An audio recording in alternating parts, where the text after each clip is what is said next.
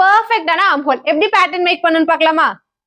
இது என்னோட shoulder line. So இந்த லைன்ல என்னோட ஷோல்டர் வந்து மார்க் பண்ணிக்கிறேன் 5 inches. சோ இதை எப்படி ஃபைண்ட் பண்ணனும் அப்படின்றதுக்கான ரீல நான் லிங்க் பண்ணிருக்கேன், செக் பண்ணிக்கோங்க. சோ இங்க இருந்து நம்மளோட ஆர்ம் ஹோல் லைன் வந்து டிரா பண்ணனும். சோ அதை எப்படி ஃபைண்ட் பண்ணனும் அப்படினா நம்மளோட செஸ்ட் ரவுண்ட் டிவைட் பை 6. என்னோட chest round 30. So 30 divide by 6 = 5 inches. So இதுல வந்து நான் 5 inches வந்து இந்த லைன் நம்மளோட செஸ்ட் லைன். சோ இதுல என்னோட செஸ்ட் ஆன்சர் மார்க் பண்ணிக்கிறேன். ஓ இந்த லைன்ல ஆர்ம் லைனோட மிட் பாயிண்ட் எடுத்துக்கோங்க. இங்க இருந்து ஒரு 1 inches. இப்போ இந்த 3 பாயிண்ட்டையும் நம்ம ஃப்ரெஞ்ச் கர்வ் ஸ்கேலால கனெக்ட் பண்ணனும். சோ 3 கனெக்ட் பண்ணனும் அவசியம் இல்லை, இந்த லைன்ல டச் ஆனாலே போதும்.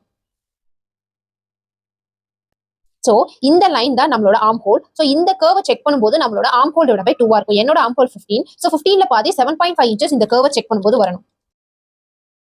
இது வந்து என்னன்னா 7 inches தான் இருக்கு. எனக்கு ஒரு half an inch பத்தல. half an inch பத்தல அப்படின்றப்போ நம்ம இந்த செஸ்ட் லைனை ஒரு half an inch டவுன்வர்டா மார்க் பண்ணிக்கணும். சோ நமக்கு எவ்வளவு inches பத்தலையோ அவ்வளவு inches இந்த லைனை வந்து டவுன்வர்டா மார்க் பண்ணிக்கலாம். Then same procedure. So இங்க இருந்து என்னோட செஸ்ட் ஆன்சர் மார்க் பண்ணிக்கலாம், இந்த செஸ்ட் லைன். So இந்த லைனோட மிட்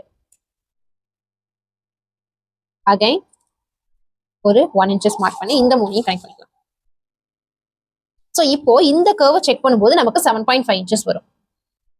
7.5. சோ இதே மாதிரி தான் நமக்கு எவ்வளவு இன்ச்சஸ் பத்தலையோ அவ்வளவு இன்ச்சஸ் இந்த செஸ்ட் லைனை டவுன் பண்ணிக்கலாம். எவ்வளவு இன்ச்சஸ் அதிகமா இருக்கோ அவ்வளவு இன்ச்சஸ் இந்த செஸ்ட் லைனை அப்வர்டா மார்க் பண்ணிக்கலாம். இதனால எந்த ஒரு ஃபிட்டிங் இஷ்யூவும் வராது. இந்த மாதிரி யூஸ்ஃபுல்லான டிப்ஸ்க்கு மறக்காம ஃபேஷன் வித் சந்தியா பேஜை ஃபாலோ பண்ணிக்கோங்க.